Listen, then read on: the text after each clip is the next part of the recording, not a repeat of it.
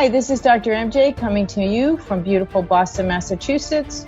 This is the Women in Dentistry podcast, where we feature women in dentistry making waves and leading the industry through the next decade. I am your host, Dr. Mary Jane Hanlon, a former dental assistant, dental hygienist, and now dentist.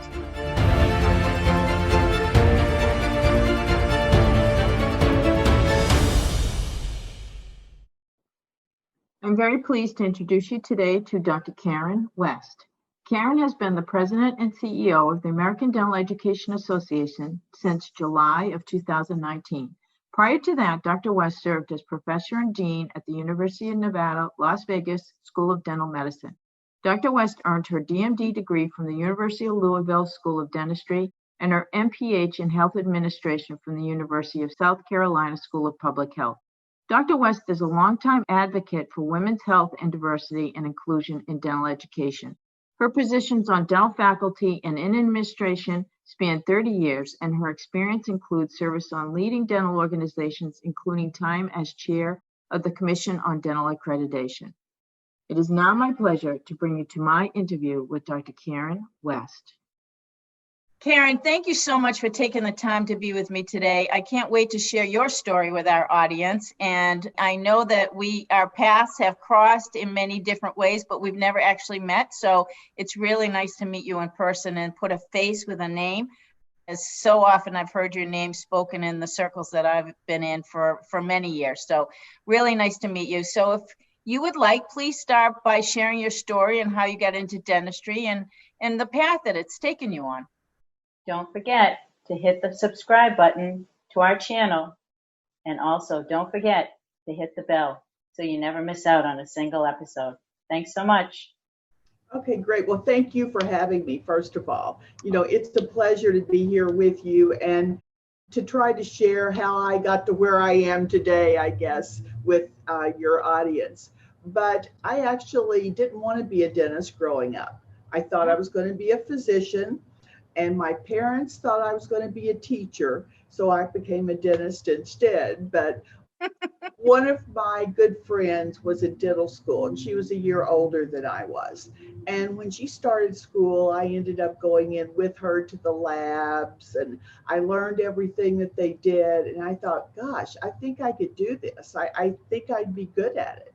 So I decided to go to dental school instead. And I think the thing about my pathway, I've done a little bit of everything. I graduated from dental school. I did a GPR. Then I went back and I was in private practice for a year. Then I ran a public health clinic for 6 years. And then I became a full-time academic after that. And I have been everything from a clinical team leader to department chair of public service, to interim admissions director, academic dean, and dean. And now I'm doing this. So I'm one of those people that can tell you a little bit about a lot, I guess. So you said about what you're doing now, but you didn't describe what you're doing now. I think it's important to describe that. Well, currently I'm the president and CEO of the American Dental Education Association.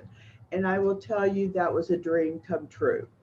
Yeah, after I stepped down as dean at University of Nevada, Las Vegas, I thought I'm not through yet, but I don't know what I want to do. And a very good friend suggested that he thought I should pursue this. He thought I would be good at it, and I did. And no idea that I would get the job, the position. But I think being happy with what you're doing is the most fulfilling thing that you can have. You have to find your niche. And that's what I would tell people out there who are trying to decide on a career choice in dentistry. Find your niche. Mm-hmm. Tell us a little bit about, each one of your roles. Like, what is it like to be a dean, and what is it like to be a CEO of a major organization? So take us a little bit through all of that. Okay, well, the one thing I try to tell people is it doesn't matter how high up you get in any organization, you always have a boss. And so there's always people that you report to, whether it's the board of directors, the provost, the president of the university, etc. But the thing about it is, I think that in order to succeed, in order to pursue your dreams, it's very important to be a team player. But the biggest thing I think is do not turn down opportunities. I think so many times that I waffled a bit. Do I have time to do this? Do I want to do this? I said, yeah, what if I don't? And those opportunities have turned into huge positions or successes. And I think it's very important for us to realize that as women, sometimes it's thought that maybe we wouldn't be good at this or that. But I think you can be anything you want to be and do anything you want to do and pursue it. And that's how I got to this position. I did not turn down opportunities. Excellent, excellent. And somebody inspired you, and it's nice to hear that it was a man who inspired you to pursue this position. And even though you thought it might have been a reach, I don't know, but if you thought it might have been a reach, you certainly proved that wrong, which is an outstanding thing. Thank you. Thank you.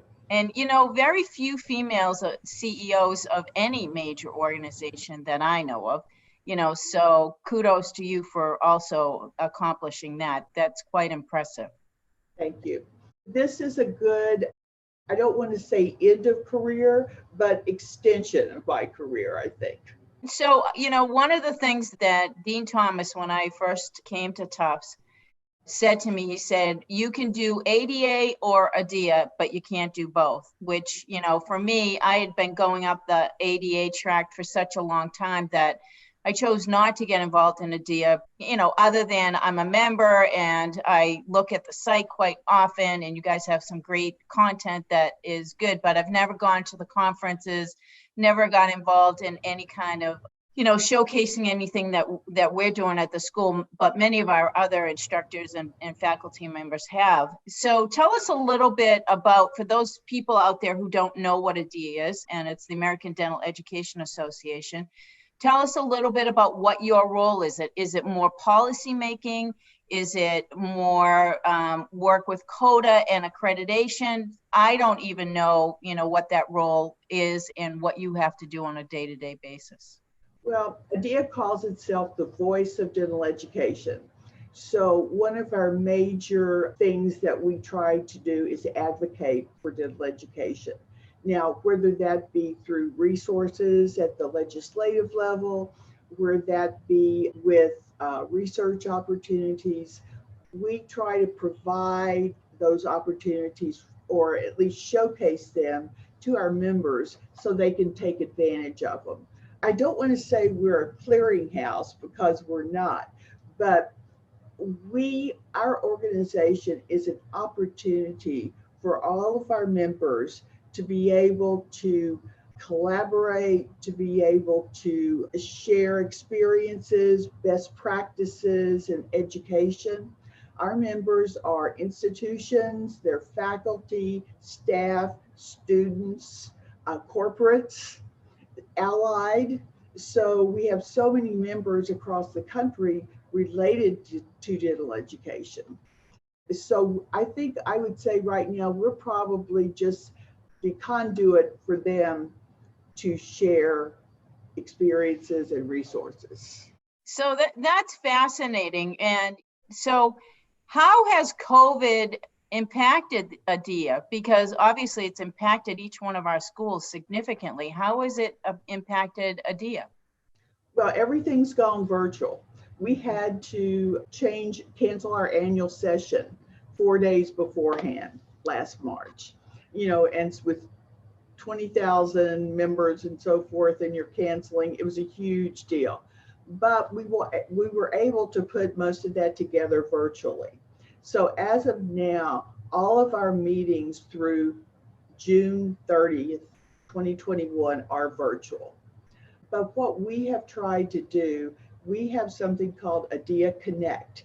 where there are communities of interest. And this has provided the opportunity for best practices to be posted, for our students to talk to each other all across the country, administrators, faculty, and we learn what is current, what's going on in COVID, and we're learning how people are coping with the changes that have occurred. You know, there's changes in facility structure that the schools have had to undergo, virtual education, but I look at it too as an opportunity because we wouldn't have done some of these things if we hadn't been forced to. So I think we're going to see, so much more teledentistry, virtual education sharing and so forth of resources. And it may in the long run be very positive, but I think we're still too in too much of in the middle of the pandemic right now to see that. Right, right. I have for a very long time felt that we should be sharing overhead expenses just like many dental practices are. And for example, in Boston, we have 3 dental schools, right? And, you know, our simulation clinic, why have 3 individual simulation clinics when you can have one that might be centrally located in the state? And then with this, you know, very quick pivot and expansion into online digital format, you know, if we can create a education program that is fully online for the first year, imagine the amount of decrease in tuition that the students would have to pay because they wouldn't have to pay their living expenses. So I do think that so many things have occurred that have been so positive and been that silver lining to this whole thing that we can look forward to. I also think that one of the things that we should look towards, especially in access to care areas, and of course that's, you know, something we focus on in the ADEA, is you know, sending our students out, much like the South Carolina program, you know, sending our students out where they're needed, not where we want them to be. You know, the arrogance of us expecting all of our patients to come and see us in the middle of downtown Boston and pay, you know, $25 for parking for an hour or two of parking, you know, it's kind of silly now to think about it, right? And so do we need these 4 walls of our institutions? And I think that all organizations are dealing, and companies across the world are dealing with that, because workers can do work at home, and not that we can do dentistry at home, we can't, and that's never going to change. But how we train them might be able to be, you know, sufficiently changed that the tuition is not that outrageous, because we all have been concerned about that for a very long time. That's what I'm hopeful with. You know, I think that this has provided us the opportunity to think outside the box because we've had to. Right. And it may not be what we would have done in normal times, but these aren't normal times. I mean, we certainly have had changes in licensure, you know, some temporary, some permanent. We don't know where that's going to go yet, but I think we have to look at it like that. And I have seen so many good things come out of the opportunity to share.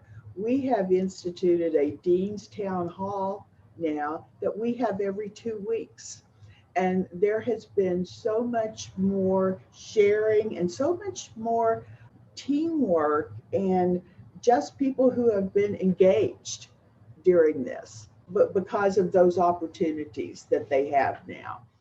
I do know that we followed the clinical dean's thread copiously through all of this.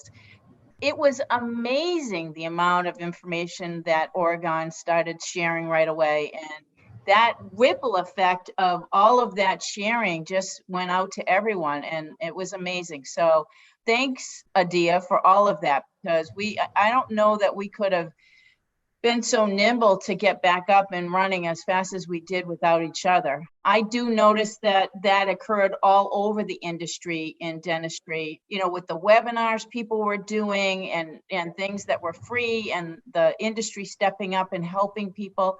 It was amazing to see the collaboration. I don't ever remember a time where that much collaboration ever occurred in the industry.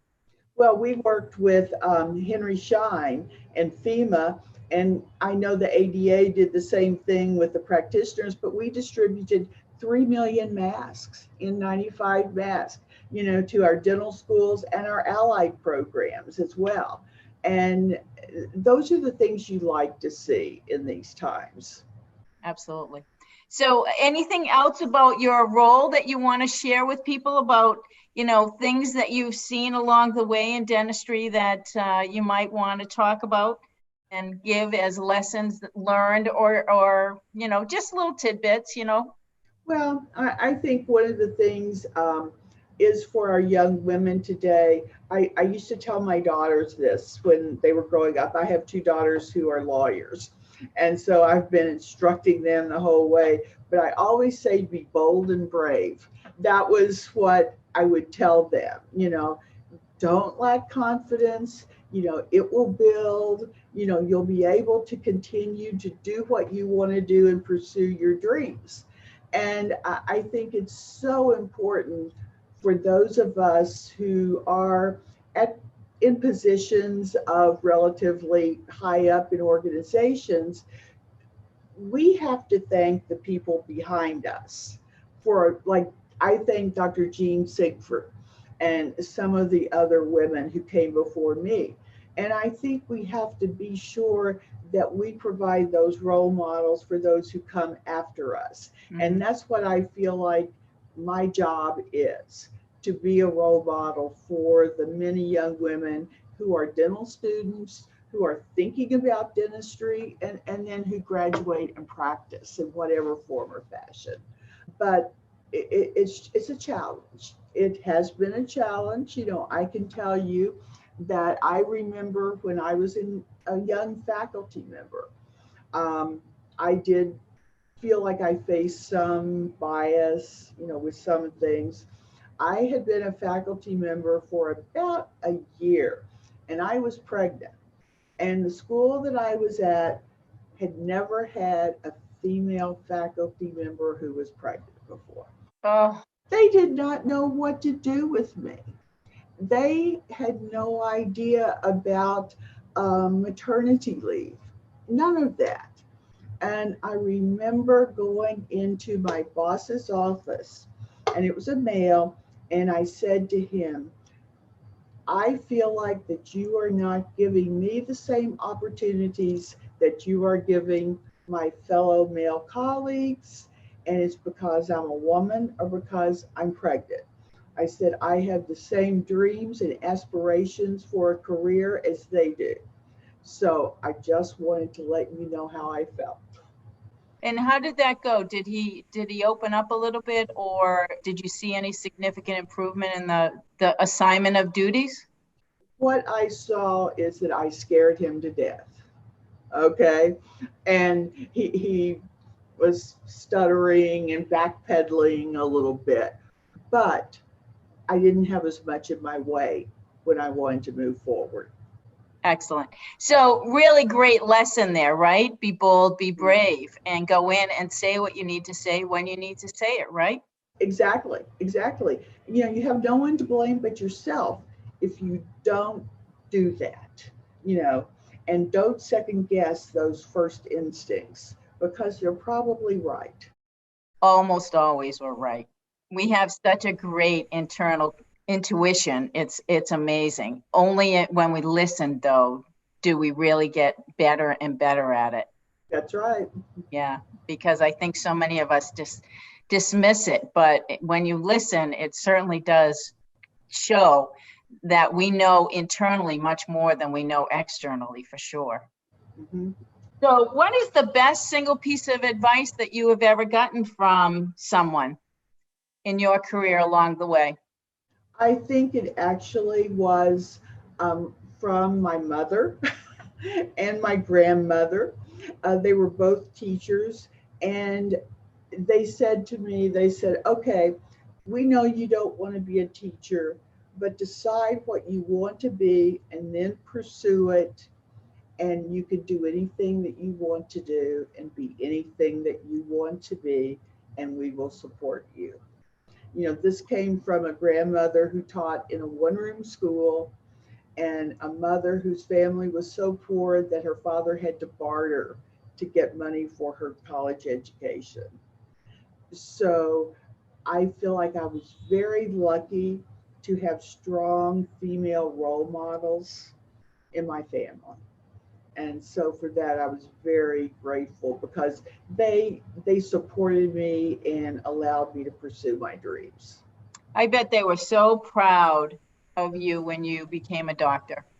They were. They definitely were. Absolutely. I can see my own mother today and how proud she was of me as well. So yeah, it's amazing when our moms are so supportive like that. It makes it so much easier to fight the battle, or the day-to-day overwhelm of dental school. I mean, we both remember it. It is a tough 4 years. It's a tough 4 years. It's tough, and it's tough for our young faculty members too, our female faculty members. And I try to encourage them not to feel guilty if they want to have a family, that they feel like that their kids aren't getting enough of their attention. But I used to say that my girls were raised by dental student babysitters, and they turned out just fine, are very resilient, can talk to anybody, and get along fine. So don't feel guilty. You can do both. It's tough, but if that's what you want, you can do it. You'll find a way. Absolutely. And I shared that same guilt. My daughter was, my first day of dental school was my daughter's first day of kindergarten. So we went through dental school together, and the guilt that I felt about all the times that I wasn't home or wasn't around was significant. But, she's an amazing woman today. She feels like I was her hero. And I think that most of our daughters feel that way when they grow up and say, look how much you have accomplished and what you've done with your life.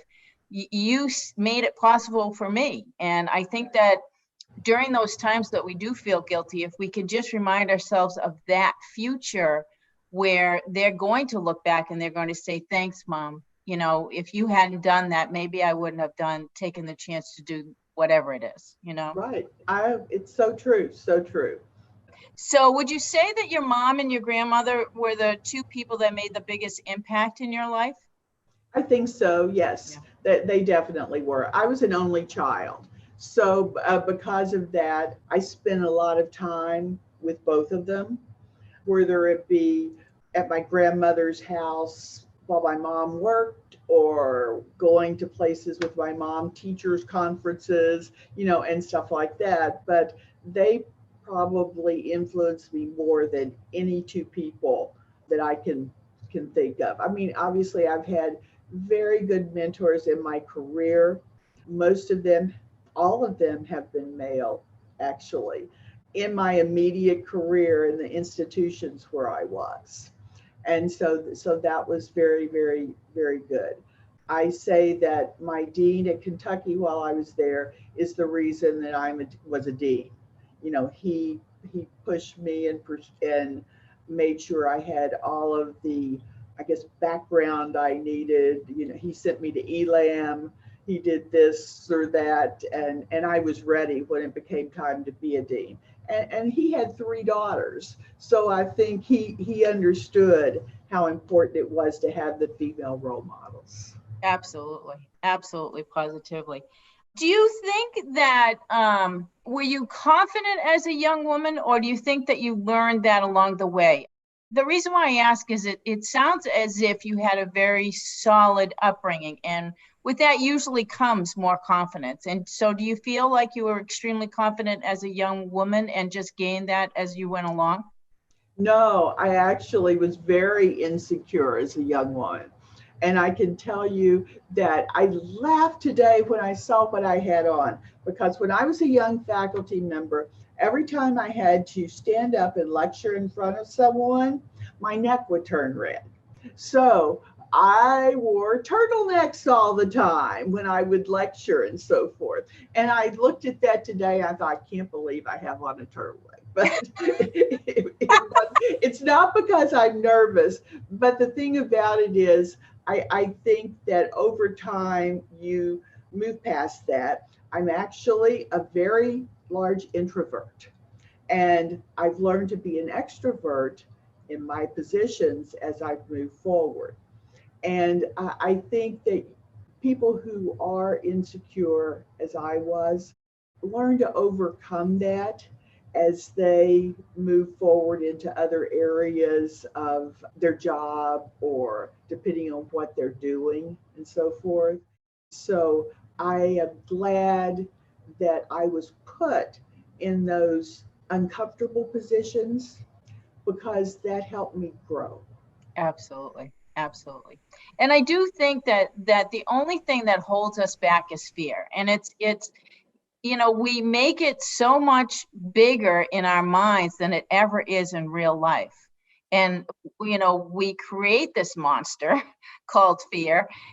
And really, we just have to walk with it and say, okay, if you're coming, stand on the side because this is where I'm heading, and you can come, but you can't interrupt, right? At least that's how I think about it because, in my younger years, same thing. I wasn't as confident, and I've learned that it's going to come no matter what, and you've got to get up there and speak anyway. So you might as well just keep pushing yourself to keep doing it, and that way it becomes more comfortable.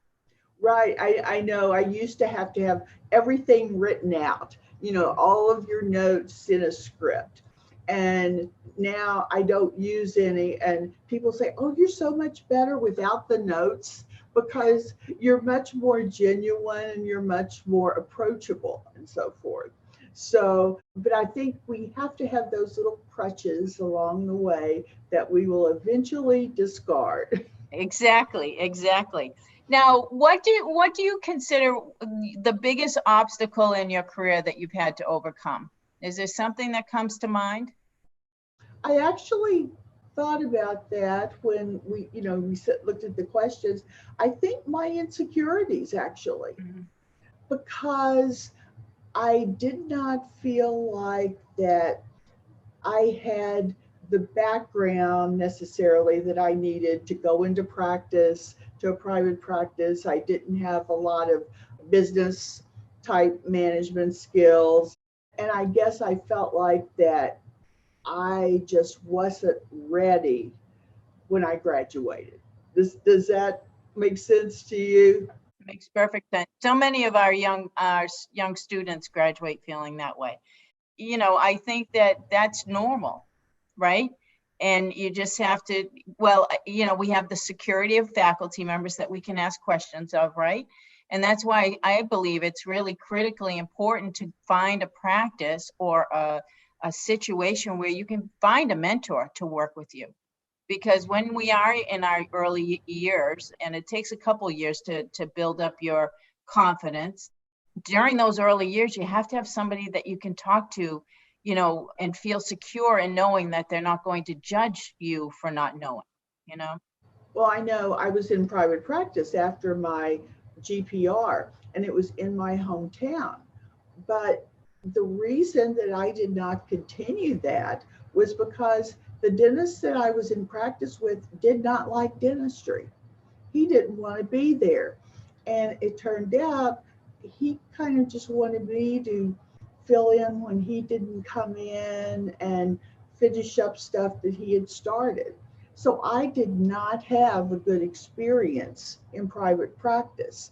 And that's why I went back and went into the public health clinics, which I loved and eventually got my M.P.H. But that was why my private practice experience only lasted a year. Yeah.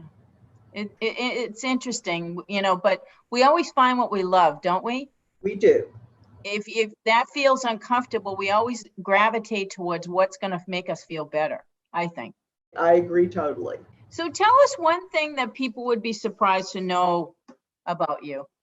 Dental related or non-dental related? Your choice, it's fine. Okay. I am a fanatic shopper at thrift stores. That's awesome. Good for you. I have all my life have loved the hunt. Okay. So I love to shop. I love to wear nice clothes, but I can't afford them if I bought them retail, as many as I want. So I like to go to thrift stores and consignment stores and look for the treasure that I will find. Wow. Isn't that fun? Good for you. That's my therapy. And many of us have retail therapy in our list. Absolutely. That and reading, as my daughter calls it, trashy novels, but they're really not trashy. That's just her perception. Exactly. Exactly. Well, I mean, I think that we have to have something that allows us to disconnect to what we do all day long.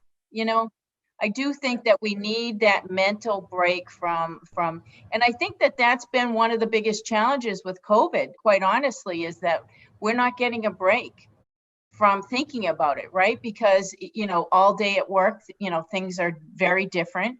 And then at nighttime, you can't go home and do the things you used to do, like go out to dinner and, see friends and give somebody a hug.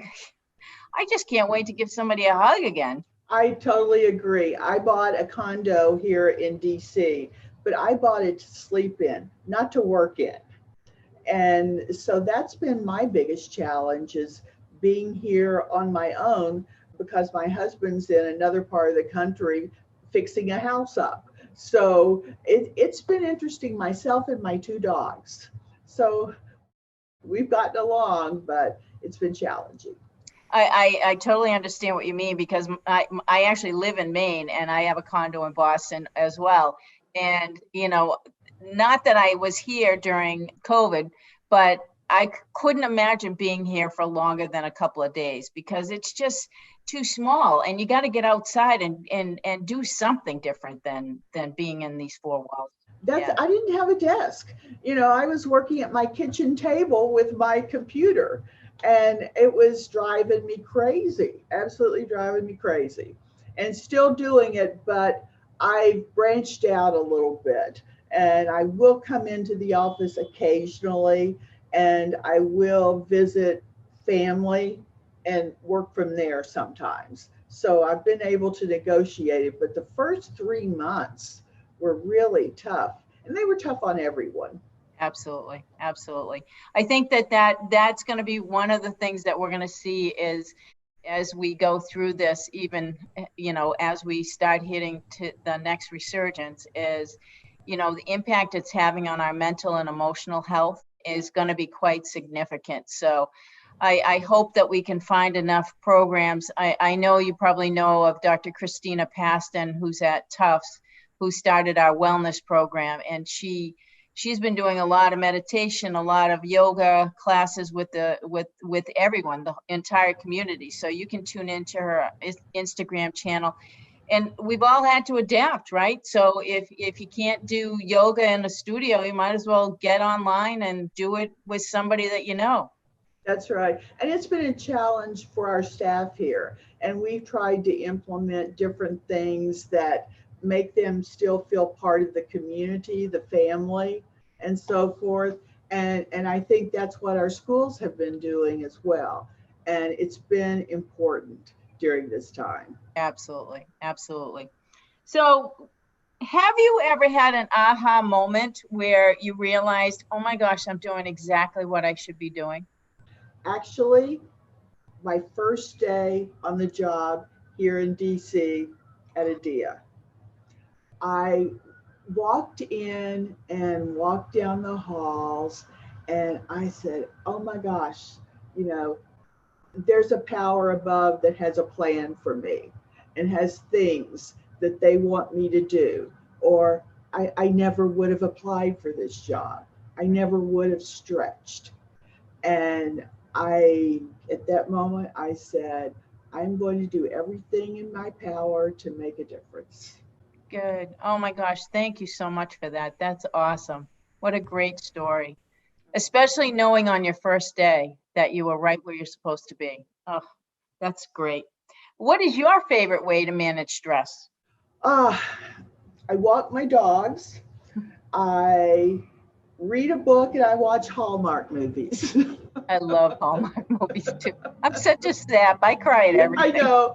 I cry at coffee commercials. So know. You can just tag my emotions, no problem. No problem whatsoever. Gosh. yeah. How about a personal motto or mantra that you live by? Just probably that one that I mentioned before with my daughters, be bold and brave. Be bold and brave. That's great. Yeah. How about a guilty pleasure or a secret dream? Oh, I want to climb the Himalayas in Tibet and ride an elephant. I so want to go to Tibet. It's been on my bucket list as well. Yeah, that's what I've always wanted to do. I may not be able to climb much past the first camp base, but I just want to be there and do that. And I don't have a lot left that I haven't done because I've been really lucky in my career and had the opportunities to travel to a lot of places. But that's one I haven't done yet.